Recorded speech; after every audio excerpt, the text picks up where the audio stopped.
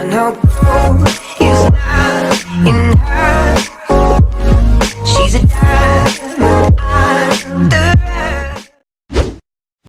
Hiroshima dan Nagasaki bisa dihuni tidak lama setelah bom atom, namun Chernobyl tidak bisa. Apakah mungkin peristiwa bom atom itu palsu?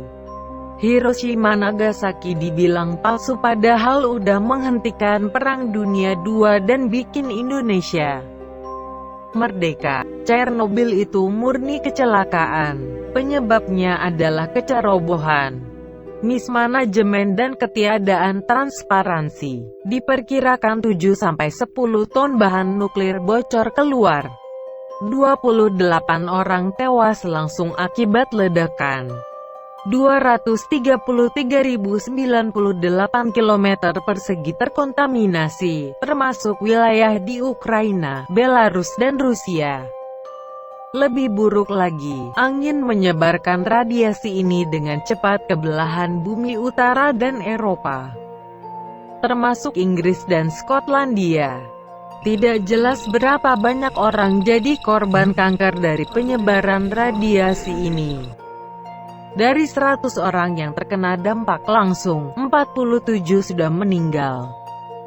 Penyakit kanker tiroid meroket di negara-negara yang dekat dengan Chernobyl.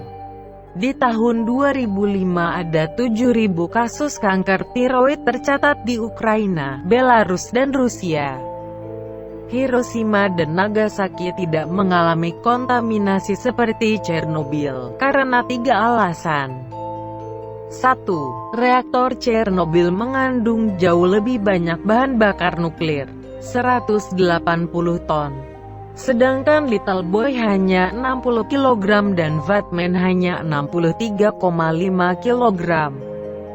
2. Bom nuklir yang digunakan di Hiroshima dan Nagasaki lebih efisien penggunaannya. Masing-masing hanya 1 kg uranium yang dibakar. Sedangkan Chernobyl paling sedikit ada 7 ton bahan nuklir yang terlepas ke atmosfer. 3. Bom Hiroshima dan Nagasaki diledakkan ratusan meter di udara. Jadi bahan radioaktif banyak terbakar oleh ledakan berbentuk jamur, mushroom cloud.